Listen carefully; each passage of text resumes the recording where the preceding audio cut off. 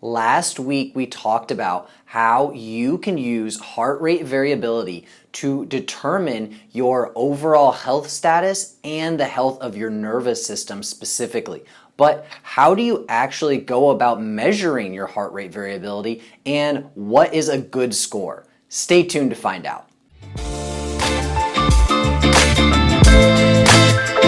Hi everyone, Floyd Meyer here, and today we're going to be talking about how you actually measure your heart rate variability and what is a good score. So just a quick recap, heart rate variability is going to be a measurement of the differences between your heartbeats. So if you have a beat here and a beat here, this time frame in between these beats, if you measure that consecutively, there should be some variation in between your heartbeats. It shouldn't just be one beat every second exactly. There should be variation between them.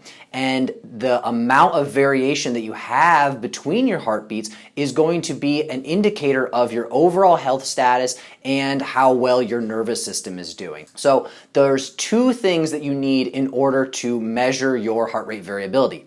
The first of them is you need a heart rate monitor. So the one that I personally have been using for many, many years, it's called the Polar H7 chest strap. It's Bluetooth connected, so all you do is you put it on, you put a little bit of water on the electrodes so that they get wet so that it can conduct the electricity better, and it works really, really well. So there are different types of monitors that you can use. There are other types of chest straps, and there are also the wrist monitors. Now, I recommend that you actually go and get yourself a chest strap like this one. These have been shown to be more accurate, especially when you're comparing to, something like an ECG that would be used in an office setting, but these chest straps are generally going to be more accurate than the wrist monitors because the wrist monitors are going to be using just a light beam, and that's how they're going to be measuring the amount of blood flow that's going through, versus the straps are going to actually be measuring the electrical activity of your heart, so it's going to be a much more accurate reading, unless you spend a ridiculous amount of money and get one of the very, very expensive wrist monitors. There are some of them that are good that do measure by electricity, but those tend to be much more expensive. So now that you have yourself a good heart rate monitor, you need some type of software in order to accurately measure your HRV. So the one that I personally have been using is called Elite HRV, so ELITE HRV, and it's been a fantastic app. They give you tons of information. They make it really, really easy to use. So that is what I personally have been using, and that's what I'm going to recommend to you guys. I'm going to always recommend things that I personally have used and I have seen benefit in. There are other types of monitors, there are other types of applications that you can use, but these are the ones that I'm the most familiar with, and so that's what I would recommend that you guys get when you want to start out and measure your own HRV. So now that you actually have the right software, how do you actually go about measuring it? So there's something that's really important that you guys understand, and that is your HRV score is going to change throughout the day. It's going to change depending on what you're doing, what your stress levels are, the activities that you're going on, and then just the time of day. It's going to be different in the morning than it is at night, even if you are in the same position and you're at the same level of stress. So it's really important that when you're measuring this, that you pick a time that is convenient for you, that you can consistently track it. So similar to if you were weighing yourself every day, you would want to weigh yourself just one time at the same time each day. You want to do the same for this. So I recommend, what I personally do is I do it right when I get out of bed, right before I get out of bed actually. So I wake up, I have the monitor right next to my bed, I put it on, and I hit the monitor and I measure it for 5 minutes, and that's before I even go getting out of bed. And so that's going to give me a consistent measurement. That way I can accurately compare my day-to-day variations in my heart rate variability. So, and it's also the amount of time that you compare is really important as well. So I recommend, this is from all of the studies that I've read, that you measure it for 5 minutes, and I think that has been shown to be a very accurate way of measuring it. And you don't need to be perfect about this, but you can't compare HRV measurement for 5 minutes in the morning versus 2 minutes right after you exercised. You're going to get completely different numbers. So you just want to try and remove as many of those variables as possible. So just pick a time. I would recommend doing it in the morning before you get up. That's a really easy way to do it, and measure it for at least 5 minutes. And that way you can get some accurate data. Well, what is a good score? Everyone wants to get an A on the test, so what is an actual good score, and what kind of data are you actually going to be getting from these measurements? So the first thing that you're going to be getting is what's called a readiness score. And this is one thing that's really cool about the Elite HRV app, is that they give you this quote-unquote readiness score, which is basically they've made a scale from 0 to 100, and that way you can just get an easy feel of how you are doing overall, how your overall nervous system is doing. So this is the easiest piece of data that you can use to determine how well you are doing that day. Are you overtrained? Are you overstressed? What is exactly going on?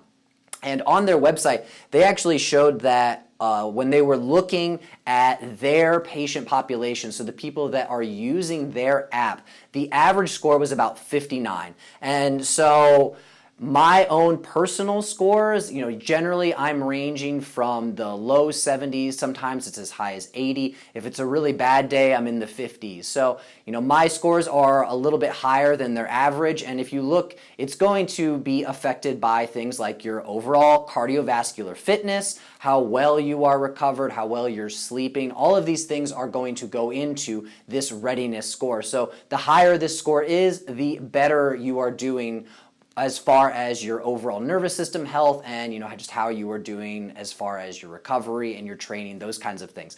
Looking farther into the data, the next thing that you're really going to want to look at is what's called your RMSSD.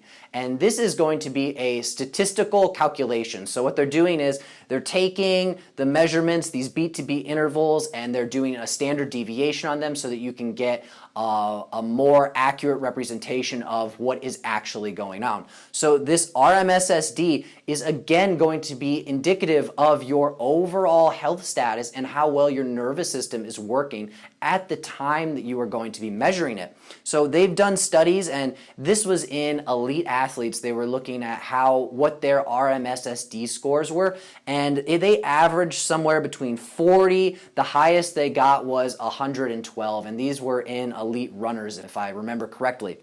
So this would be some type of, you can use this information as, what is a quote-unquote normal score, what is a good score, would be somewhere in this range. Now, my own personal values are higher than this, so my RMSSD values are generally in the 120s, sometimes as high as the 160s. So that makes me feel really good, because that means that one, my cardiovascular system is strong, and two, that my nervous system is very able to regulate my heartbeats. So my heartbeats are going to change based off of the autonomic nervous system input that it's putting in there. So having this number, the higher the better, honestly. As long as it's not, in the 200s or something, that could be a sign of some type of overactivity of the nervous system. But anywhere, if you want to be higher, is generally going to be better when it comes to looking at this RMSSD. And what's nice is that this Elite HRV app is going to make it really, really easy for you guys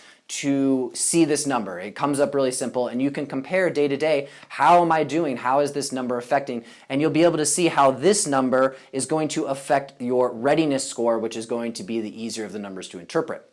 So now looking a little bit deeper, there's one more piece of data that I think is very important that you can gather from these measurements, and that is what's called your total power. So it's going to measure the power output of your nervous system, how much it is affecting your heart. How strong is your nervous system actually able to impact your heartbeats? How is it able to regulate your heart rate? And so your total power is going to be made up of two different numbers. It's going to be made up of your LF and your HF. So your LF is going to be a measure of your total autonomic nervous system, its ability to input into your heart, how much it's able to regulate your heartbeat, and your HF is specifically going to be looking at your parasympathetic nervous system, that vagal tone, that rest, digest, heal, restore, that part of your nervous system is going to be able to be measured by looking at this HF number specifically. So the higher your total power, the stronger your overall nervous system is going to be. And I looked a ton into the research to figure out all of these values, figure out what was good. And I don't mean just, doing a quick Google search. I mean really reading through the scientific literature, trying to determine, what's normal, what's not normal. And I actually compiled, there's a lot more information than I can possibly give in this video. So if you check out my blog post that I'm going to be doing accompanying this video, if you want to actually look at some of the data from the studies that I copied out, you can check that out to see where you actually rank compared to elite distance runners, compared to other athletes, just regular active people, and then compared to sedentary individuals, depending on what their age range is. So they've done a lot of different studies to figure out. But the important thing is that everyone is going to be different. Everyone's going to have different scores. So you really need to compare your scores to you to figure out how you're doing. So I recommend just checking these scores. Get the chest strap, get the Elite HRV app. The app, I'm pretty sure, is free. These chest straps cost maybe $50, $70, something like that.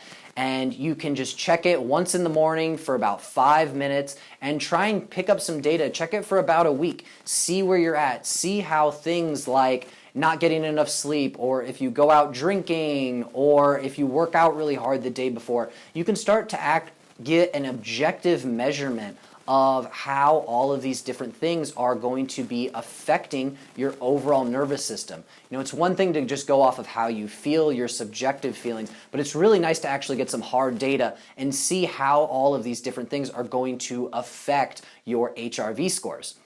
So I know this has been a lot of information. This stuff is extremely complex. If you guys have any questions, please leave your questions in the comments below. I'd be more than happy to help out. And make sure that you subscribe, because next week we're going to be talking about things that you can do so that you can actually improve your HRV score. So say you go and you testing this stuff and you want your score to be higher, it wasn't as high as you wanted it to be, then we're going to be going over the steps that you can take in order to actually improve your score and make your nervous system stronger. So again, this is Floyd Meyer signing off.